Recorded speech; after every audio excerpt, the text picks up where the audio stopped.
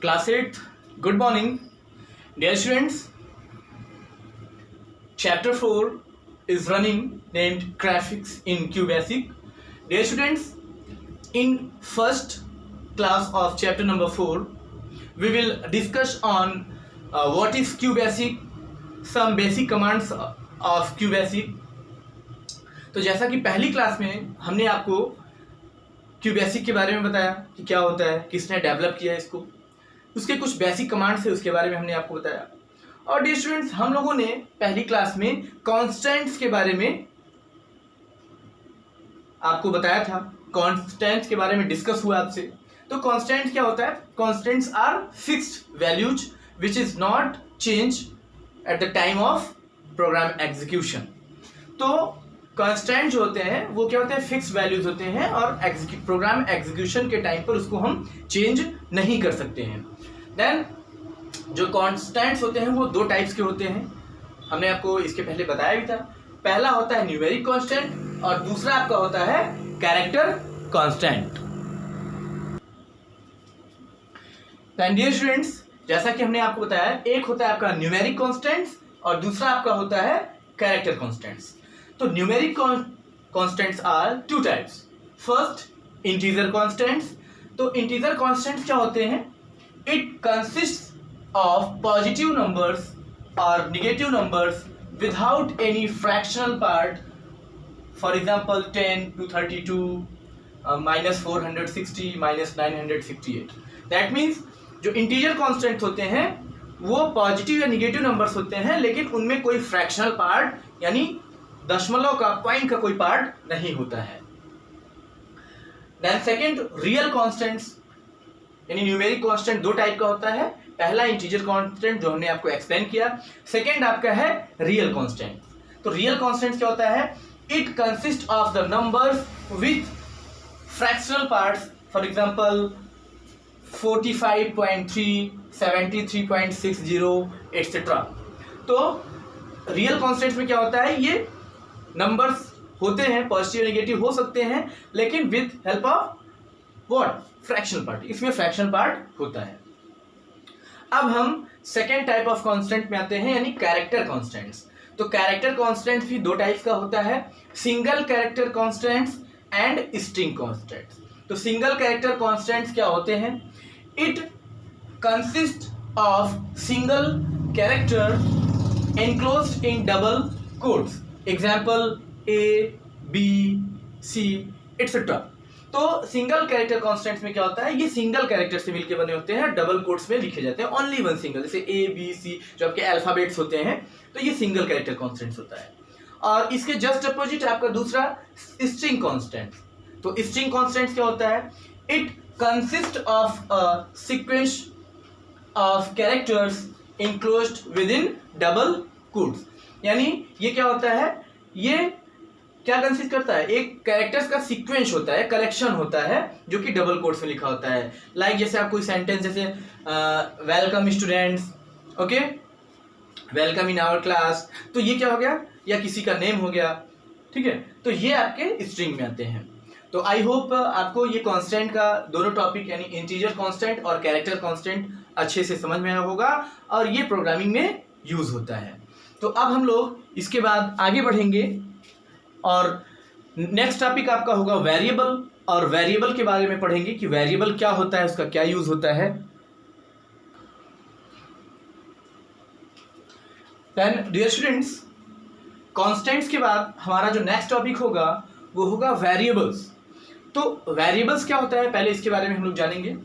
A variable refers to a name of data storage location in computer memory. It holds value assigned by the user.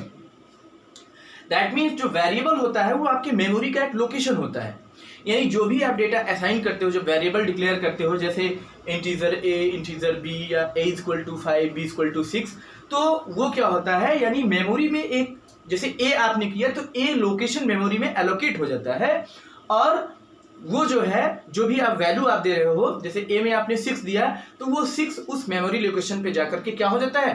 Save हो जाता है। This is the variable. इसकी need क्या होती है, क्योंकि जैसे हम कोई भी प्रोग्राम क्रिएट कर रहे हैं, मैथमेटिकल प्रोग्राम, दो नंबर्स को जोड़ने का, मल्टीप्लिकेशन करने का, तो हमें न्यूमेरिक वैल्यूज की जरूरत पड़ती है और उन वैल्यूज को क्या करना होता है, स्टोर कराना होता है। क्यों? क्योंकि कंप्यूटर में कोई भी चीज जब तक स्टोर नहीं होती है तब तक उसका रिजल्ट आपको मिलता नहीं है।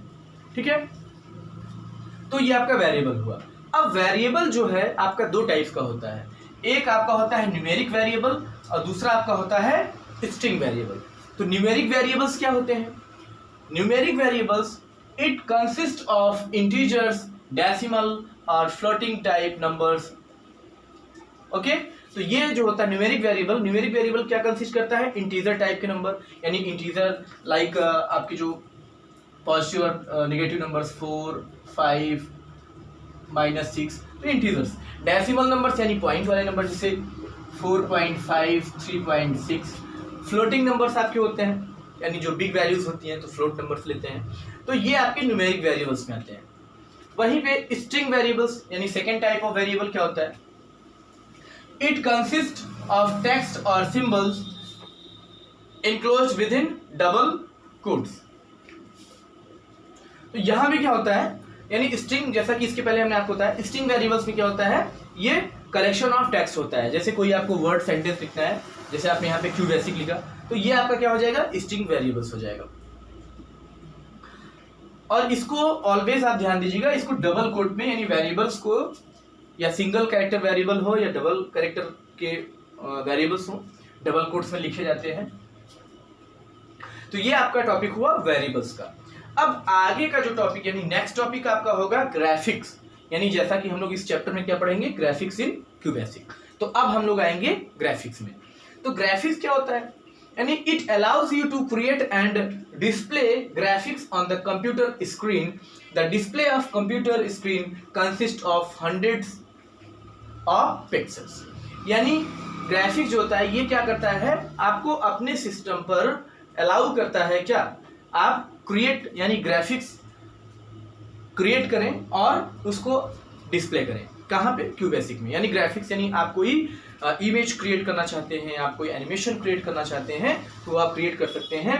और जो आपका कंप्यूटर का डिस्प्ले होता है वो क्या कंसिस्ट करता है, यानी जो कि कोई भी इमेज होता है वो पिक्सल से मिलकर बना होता है। पिक्सल्स क्या होता है, the minimum point of the image. यानी जैसे कोई इमेज होता है, इमेज है तो ये इमेज थाउजेंड्स ऑफ पिक्सल से मिलकर बना होता है। कैसे, जब अपने इमेज को आप मोबाइल में या शो कर रहे हैं तो उसको आप एंड पॉइंट तक जूम करिए, यानी लास्ट पॉइंट तक, जहां तक वो जूम हो सकता है। तो जब आप लास्ट पॉइंट तक उसको जूम करेंगे तो आप देखेंगे कि आपका जो इमेज है ना वो छोटे छोटे पॉइंट्स के रूप में ऐसे कन्वर्ट हो जाता है, छोटे छोटे पॉइंट्स के रूप में। तो दिस इज द पिक्सल। वही पिक्सल जो होता है उसी पिक्सल से मिलकर के पूरा इमेज जो है आपका बनता है। और कंप्यूटर ग्राफिक्स में, कंप्यूटर में जो आपको इमेजेस या मोबाइल पर जो इमेजेस आपको दिखते हैं वो भी हजारों पिक्सल से मिलकर के बने होते हैं। तो दिस इज द ग्राफिक्स। अब हम लोग क्यू बेसिक के कई डिफरेंट ग्राफिक्स मोड को पढ़ेंगे और उनका वर्क क्या होता है इसके बारे में जानेंगे।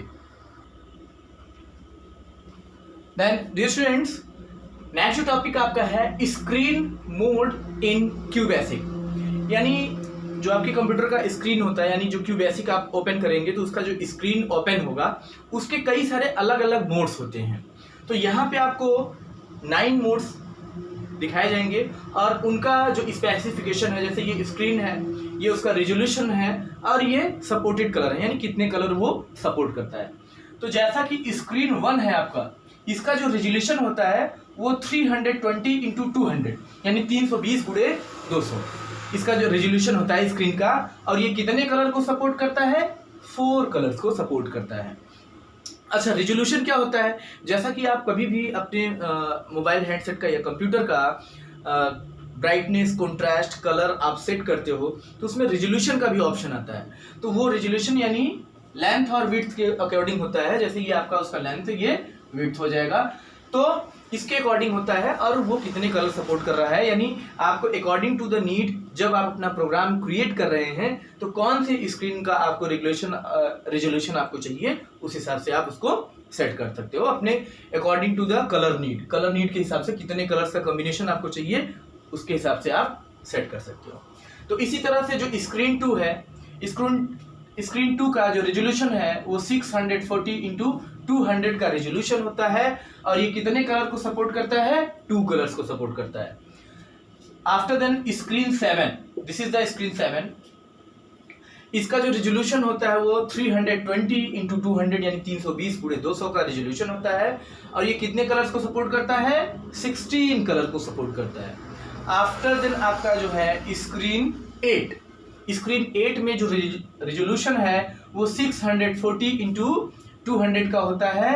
कितने कलर सपोर्ट करता है? 16 यानी 16 कलर। और स्क्रीन 9 जो है, स्क्रीन 9 का जो रेजोल्यूशन है 640 इंटू 350 का होता है रेजोल्यूशन और 16 कलर को ये भी सपोर्ट करता है।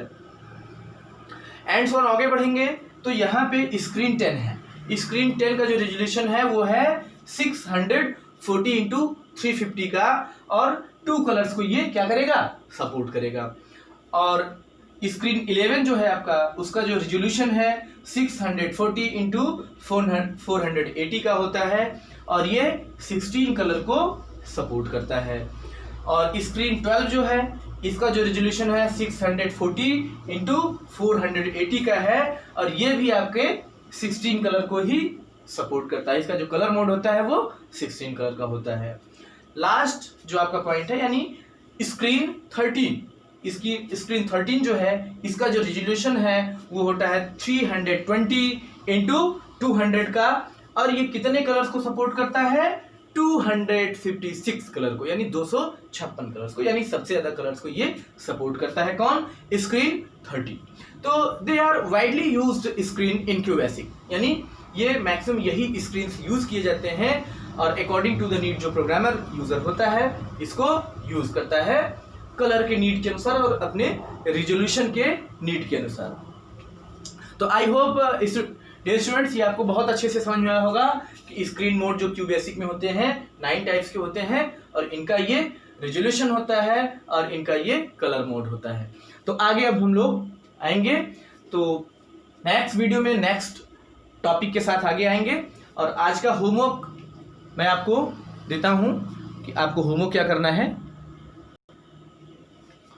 डियर स्टूडेंट्स आज का जो आपका होमवर्क है, सबसे पहला क्वेश्चन है आपका एक्सप्लेन वेरिएबल्स। ओके, वेरिएबल आपको एक्सप्लेन करना है कि वेरिएबल क्या है, इट्स टाइप्स। ओके, नेक्स्ट है आपका list and explain types of constants and third one is what is the use of screen modes in QBasic. तो ये 3 क्वेश्चन आपको होमवर्क में करने हैं। देन इसी के साथ stay home and be safe. Thank you class.